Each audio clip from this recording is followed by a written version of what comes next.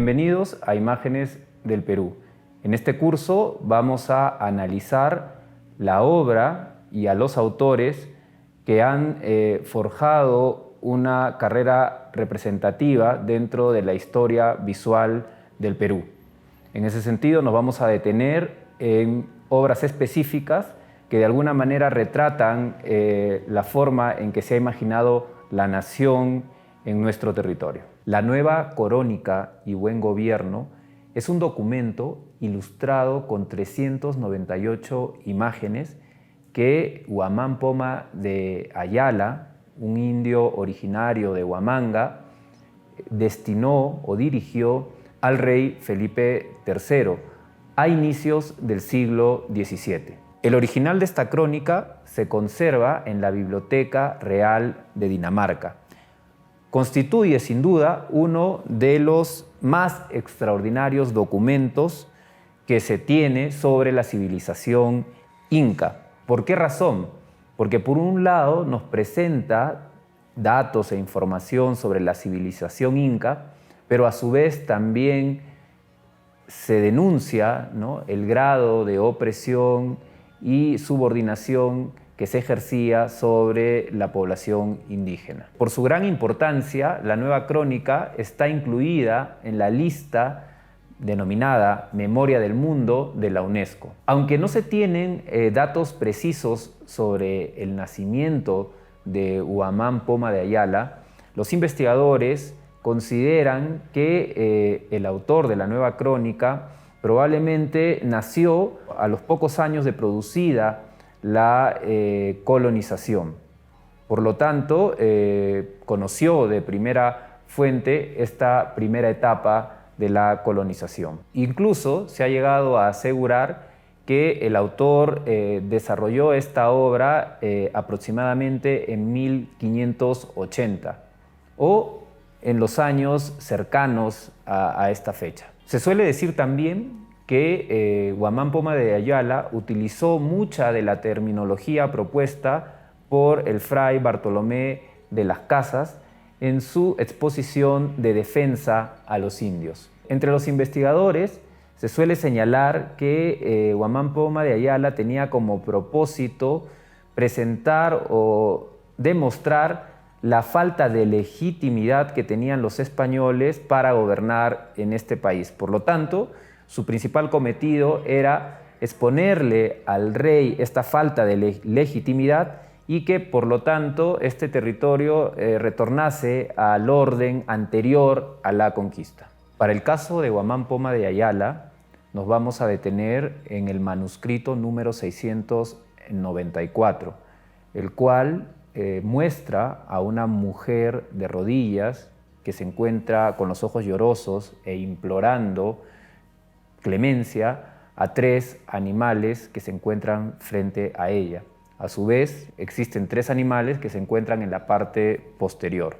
El personaje femenino ocupa la parte central de la imagen. Sin embargo, también está rodeada de 6 animales, 3 en el lado izquierdo y 3 en el lado derecho, o 3 frente al personaje y 3 a espaldas del personaje.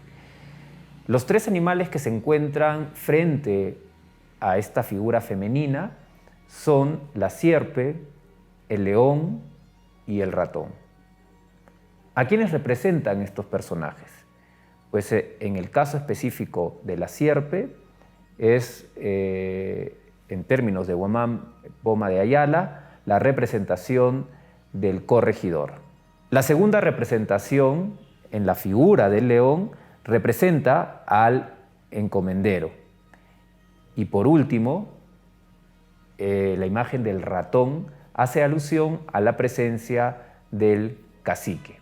De esa manera, el lado izquierdo nos revela, ¿no?, una parte de la jerarquía colonial.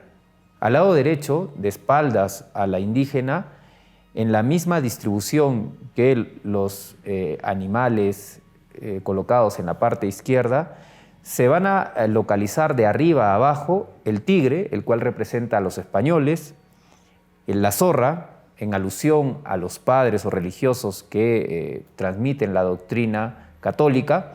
Y finalmente, el gato, que hace alusión a la figura del escribano. Sobre la cabeza de la mujer hay también un texto en quechua y en español que dice lo siguiente: Amayapayay, queyata, nahuaico, por amor de Dios en este reino. En cambio, bajo sus rodillas o al pie, se coloca lo siguiente: estos dichos animales que no temen a Dios desuellan a los pobres indios en este reino, y no hay remedio, pobre de Jesucristo. Estas palabras se rematan con un título con letras grandes, ¿no?, en el centro superior del manuscrito de la escena, donde se sostiene lo siguiente: pobre de los indios, de 6 animales que comen, que temen los pobres de los indios en este reino. Por lo tanto, los animales representan a los distintos estamentos de la jerarquía colonial que de manera reiterada en la época se encargaban de oprimir a las poblaciones indígenas. La forma en que retrata estos poderes, sin duda alguna, nos remiten, ¿no?, a las características que se suelen atribuir, por ejemplo, a la sátira o a las ilustraciones o a los dibujos de sátira política, ¿no? Entonces, esta pieza de Guamán Poma de Ayala es de alguna manera una pieza precursora del humor político, ¿no? De alguna manera tiene los matices y las características de este tipo también de expresión artística. La importancia de la nueva crónica de Guamán Poma de Ayala radica en el hecho de que es el testimonio directo de un personaje indígena que denuncia, ¿no?, el maltrato a su propio pueblo. Eso definitivamente le da una cierta predominancia frente a otros documentos, debido a que es un escrito que surge desde el lado de las clases subordinadas. Y eso definitivamente nos permite adentrarnos en hechos vistos, si se podría decir, de primera mano. La propuesta de Guamán Poma de Ayala ha sido también citada, si se podría decir, o parafraseada en términos visuales por otros artistas. Ese es el caso principalmente de Miguel Det, quien, además de haber hecho una publicación, en más de una oportunidad ha presentado distintas piezas donde toma el esquema de la nueva crónica y lo actualiza con problemáticas de nuestra época. Si quieren conocer un poco más sobre las reinterpretaciones de esta obra hechas por este artista, les recomiendo que puedan o bien adquirir alguna de sus publicaciones o buscar en internet alguna información adicional para que puedan observar las diferencias o las similitudes entre estas dos obras.